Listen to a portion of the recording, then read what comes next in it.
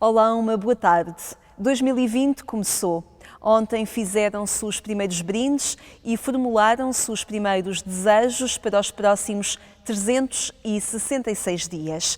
Queremos fazer deste um novo ano e queremos fazê-lo consigo, apontando caminhos e atitudes novas, tanto pessoais como comunitárias. Queremos fazer este caminho também com a doutora Helena Marujo, ela que é professora no Instituto Superior de Ciências Sociais e Políticas da Universidade Nova e também investigadora na área da psicologia positiva. Muito boa tarde, um bom ano obrigada, para si também. Perguntava-lhe, faz sentido olhar para trás ou devemos olhar para os 366 dias que temos à nossa frente?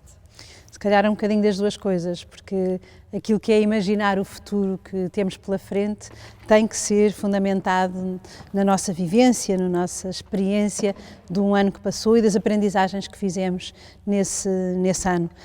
E por isso esta visão do ano anterior é sempre também um ponto de partida para tomarmos decisões, para fazer de alguma maneira um roteiro novo, e também criar uma rotina, um ritual, se quisermos, que nos aponta caminhos, porque é fundamental para nós, seres humanos, sabermos para onde é que estamos a caminhar, mas para isso devemos pelo menos levar o melhor do passado. E devemos guardar o quê? As coisas boas, as coisas menos boas, todas elas fazem parte de um itinerário de crescimento. O que é que devemos levar para o novo ano ou trazer para este novo ano? Bom, vivendo no contexto de complexidade em que estamos atualmente, também somos muito marcados por discursos e narrativas constantes de desesperança, de desconfiança em relação ao futuro, e por isso sermos capazes de criar uma narrativa interior connosco e com os outros que vá num sentido de acreditar que podemos melhorar, quer do ponto de vista individual, quer do ponto de vista coletivo, isso em si mesmo já nos dá um motor que impulsiona mudanças. No fundo, quando falamos em desejos de início de ano, falamos da nossa capacidade de nos transformarmos, de nos melhorarmos. Tivemos um ano com marcas muito claras em alguns domínios, alguns deles muito difíceis, se quisermos, nomeadamente em percebermos que estamos a ficar mais distantes uns dos outros, que a violência passou a ser uma forma muito fácil de, sobretudo no contexto das redes sociais, de comunicarmos entre nós. Ficámos conscientes cada vez mais da nossa interdependência e de que os recursos que temos do planeta em que vivemos são escassos e precisam de ser cuidados e muito protegidos. Percebemos cada vez mais também que a nossa saúde mental não está a melhorar, pelo contrário, temos indicadores que não estamos bem, não estamos felizes, não estamos saudáveis. Estes talvez sejam alguns dos elementos que nos mostram que de facto foi um ano com algumas complexidades. Eu sublinhava aqui as indústrias que estão a crescer mais no mundo, são por exemplo a indústria da segurança e da proteção, que se baseia no fundo no medo, e portanto o medo cresceu, o medo do outro, daquele que eu não conheço, do diferente. Tem crescido também a indústria, ou cresceu muito durante o ano passado, a indústria do home entertainment, do ficarmos em casa a ver as nossas séries, os nossos filmes, com o impacto que isso tem gravoso na qualidade das relações interpessoais, na solidão. Tudo o que está a descrever, de alguma forma, nos está a colocar ou a caracterizar numa redoma. Estamos muito preocupados com o nosso pequeno mundo, com a nossa pequena sala. Exatamente. O virar para nós, o virar apenas para as nossas perspectivas mais egocêntricas. Fala-se muito, não é, de uma época de narcisismo, e portanto esses elementos são elementos que nos ajudam também a projetar o ano que vem, a outra indústria em crescimento foi a indústria da saúde, da doença, da medicalização, de precisarmos de nos medicar para viver a vida, para aguentar a vida. E, portanto, estes indicadores juntam um outro que é a indústria da evasão, portanto, passarmos o ano a sonhar quando é que posso fugir disto, quando é que posso, se posso juntar dinheiro para ir a algum pequeno paraíso que não seja a minha vida atual. E, portanto, estes indicadores, para mim, foram alguns dos que marcaram o ano 2019, mas que também nos dão imensas janelas de possibilidades, de esperança e de luz para o ano que vem. Devem ser impulsionadores para novas atitudes. Sem dúvida. Pronto. Uma delas é, obviamente, estamos desesperadamente à procura de voltar a estar uns com os outros. Para mim será o ano do encontro com o outro, em particular, com aquele, não apenas com o que está alinhado com os meus valores e que pensa da mesma maneira que eu, mas creio que precisamos de um ano em que temos que partilhar as nossas diferenças e, sobretudo, criar condições e momentos de relação que, de alguma maneira, nos tragam outras formas de pensar e, portanto, nos ajudem a ir mais longe nas nossas visões. Os bens relacionais são um conceito cada vez mais estudado, sobretudo ligado a uma perspectiva de felicidade pública, ou seja, sermos mais capazes de ter relações que não são instrumentais e, portanto, ter relações em que é a relação que é o bem, é o encontro com o outro, é o estar com a outra pessoa que é em si mesmo a fonte de felicidade, a fonte de bem-estar e, portanto, para mim o encontro será um elemento fundamental deste ano que começa. O cardeal José Tolentino Mendonça tem um poema que escreveu há alguns anos que diz: enganem-se os que pensam que só nascemos uma vez. Para quem quiser ver, a vida está cheia de nascimentos. Podíamos adequar isto também a um novo ano. Quando um novo ano começa, é de alguma forma um nascimento na nossa vida que acontece também. Eu acredito muito nisso. Tudo o que seja termos momentos em que sentimos que podemos fazer um reset, não é? Posso recomeçar. E eu posso recomeçar várias vezes ao longo de um dia. Mas às vezes estes momentos mais marcantes, não é? Que fazem uma batida maior, começar um ano, iniciar um projeto novo profissional, uma relação nova, ter um filho, todos esses momentos são momentos em que a ritualização é fundamental. E, portanto, os rituais que estão associados a qualquer coisa que nos faz um sentimento de transição são fundamentais para a nossa experiência humana. E de facto, eu tenho a felicidade de conhecer e de falar e de trabalhar com muita gente ao longo de um dia, de uma semana, de um mês. Tenho essa riqueza por causa da minha vida profissional e, de facto, cada vez mais sinto o espanto e a admiração pela capacidade humana de fazer esses recomeços, de cair e levantar, até de ser capaz de transcender a dor, o trauma, crescendo profundamente com ele, repensando a hierarquia de valores, olhando para a vida à procura de mais sentido. Para mim são também elementos fundamentais deste ano 2020. Faz sentido no início de um novo ano fazer desejos, formular desejos? Eu creio que sim, independentemente de depois sermos ou não muito capazes de os atingir. Às vezes pergunto até aos meus alunos na universidade se costumam estabelecer metas de início de ano e alguns deles dizem que sim, mas depois também trazem o outro lado, que é dizer, mas já não consegui. O embalo.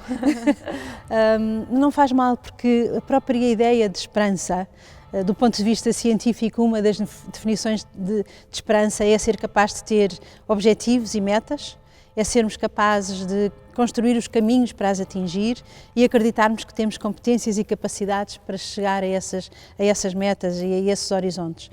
E por isso, em si mesmo, só o estabelecer um desejo já está a criar a nossa capacidade de ter esperança, que infelizmente também é destruída passo a passo, dia a dia, sobretudo, muitas vezes, não só pelas nossas conversas, nos nossos contextos e sistemas onde nos movemos, mas também pela comunicação social, que nem sempre é um parceiro estimulante nesta confiança em relação ao futuro. Perguntava-lhe se um exame de consciência diário nos pode ajudar a sintonizar-nos com a nossa vida e também com esses propósitos que delineamos no início de cada ano. Na área que eu estudo, da promoção do bem-estar, há indicadores que nos mostram que se nós fizermos esse exame de consciência, não a partir daquilo que foram os piores momentos do nosso dia ou as nossas maiores falhas, mas se o fizermos através de um olhar sobre os nossos pontos de luz do dia, que há aqui um efeito potenciador da experiência boa, ou seja, nós fomos todos muito treinados a olhar para nós à procura de onde é que estão os nossos déficits, as nossas limitações. Isso obviamente que não deixa de ser importante, mas também sabemos que é fundamental, nomeadamente até em termos da nossa saúde mental, da nossa qualidade de vida, às vezes até do nosso sono, porque muitas vezes fazemos esses momentos, são momentos ao deitar, ao adormecer, que o nosso sono é mais sereno se nós conseguirmos ver que tivemos ao longo do dia bênçãos. Porque aqui isto é importante? Porque subjacente tem uma virtude humana fundamental, que é a virtude da gratidão. E num contexto onde não há gratidão, e num contexto em que só vamos à procura das nossas maiores falhas, temos mais dificuldade, de facto, em focar-nos naquilo que nos dá também ímpeto para seguir para o futuro. Nós energizamos mais, vitalizamos mais quando percebemos que estamos a ser capazes de fazer coisas boas, que temos em nós competências, que temos essa força transformadora. E se apenas fizermos um exame de consciência em redor daquilo que são as nossas limitações, isso pode nos fragilizar até, enfim, a nossa confiança em sermos capazes de ir mais longe. Termos essa atitude gratuita, de graça, reconhecer essa graça por aquilo que temos a oportunidade de vivenciar, é em si um caminho de felicidade, pergunto-lhe. É um caminho de felicidade fundamentado do ponto de vista científico, mas sempre com uma perspectiva crítica, ou seja, não é apenas a gratidão pela gratidão, aceitando sem perspectivas reflexivas aquilo que precisa de ser mudado, é exatamente identificarmos aquilo que já é uma experiência construtiva e partirmos dela também para ganhar energia, para sermos capazes de transformar aquilo que precisa de ser mudado. E, portanto, é este diálogo permanente entre sermos capazes de reconhecer aquilo que já temos de extraordinário nas nossas existências, e isso depois, de facto, tem um poder muito especial para percebermos o que é que temos que mudar. E este ano é também um ano, por exemplo, eu diria, de uma consciência cada vez maior planetária do nosso impacto no mundo e, nomeadamente, as preocupações com a ecologia integral são aqui fundamentais. E termos percebido que as nossas escolhas passaram a ser não apenas as escolhas que nos impactam a nós mesmos, desde aquilo que eu como, por exemplo, o que é que consumo, se sou muito materialista ou pouco materialista, termos descoberto que isso não nos impacta apenas a nós, mas impacta toda a humanidade, é um peso muito grande, uma responsabilidade muito grande, mas também enfim, uma energia para percebermos que somos tão importantes, no fundo, não é? Que as nossas escolhas fazem mesmo diferença, vão mesmo fazer diferença para o futuro da humanidade. E por aí se pode aferir também o nosso grau de compromisso com a vida real que nos rodeia. Isso pode ser norteador também para o próximo ano, para este ano que começa. Sem dúvida nenhuma, não é? Nós estamos à procura de mais harmonia, é uma coisa que claramente nos estudos que temos feito sobre a esperança tem-nos mostrado isso. Há uma procura de uma conciliação maior e de um equilíbrio maior, quer do ponto de vista interno, quer da nossa capacidade de gerir diferentes dimensões da nossa existência. Portanto, esta procura da conciliação, da harmonização é um elemento fundamental, e quanto mais conseguirmos que essa harmonização seja vista nesse compromisso social, na maneira como estamos ou não estamos a contribuir para o bem comum, mais longe poderemos ir enquanto humanidade. Uma das coisas também que sabemos que é fundamental para termos saúde física e psicológica é termos vidas com propósito. E a vida com propósito é uma vida que não se limita aos objetivos, ao meu umbigo. É a nossa capacidade, de facto, de entender que a nossa prestação, a nossa maneira de sermos humanos, a virtuosidade e o que fazemos com a nossa virtude, como é que a pomos ao serviço do coletivo, é talvez um dos instrumentos mais importantes para sermos felizes. E nesse domínio há tanto a fazer, por isso o abrir os olhos, o pensarmos mais em conjunto, o termos os nossos tempos também de interioridade. Estamos a precisar de parar, estamos a precisar de um movimento de lentificação desta vida com um ritmo tão veloz que nos faz muitas vezes nem sequer refletirmos sobre o que é que está a dar sentido à minha vida, não refletirmos de que maneira é que eu estou a contribuir para um mundo e como é que sinto que a minha vida vale a pena. E esse é um desígnio fundamental para os seres humanos. A vida de cada um de nós tem que ter um sentido e precisa, essa descoberta desse sentido, precisa de estar presente também na dimensão maior de quando olhamos num ano inteiro que temos pela frente. Como gerir o relógio? Como gerir o tempo que parece que nos foge, mas que, como dizia e diz a poeta Adília Lopes, o tempo é templo. O tempo é templo. Creio que a coisa mais importante é tomarmos decisões do que é essencial. Como é que hierarquizamos os elementos importantes da nossa vida e também ajudarmos, e nisso a equipe com a qual trabalho tem sido muito importante, ajudarmos as organizações e o mundo laboral hoje a perceber a importância das práticas conciliatórias e a ajudar as pessoas a não viverem simplesmente completamente absorvidas pela sua vida profissional, às vezes numa angústia brutal porque estão a falhar, quer àqueles que mais amam, quer a si próprios e ao seu tempo de paragem, de interioridade, de silêncio, ou simplesmente para fazer os seus hobbies e as coisas que para elas lhes trazem também um sentimento de fluir e de experiência boa. E, portanto, há também a nível institucional muita coisa a fazer para podermos criar condições para as pessoas terem esse tempo. E, portanto, por um lado, são obviamente as decisões individuais que estão aqui presentes, como é que eu escolho, com quem é que eu escolho estar, quando e porque é que é importante usar o tempo dessa forma. Por exemplo, as tomadas de decisão em relação ao tempo que passamos nas redes sociais, mas, por outro lado, temos que ver isto também a um nível mais macro, mais sistémico, mais global.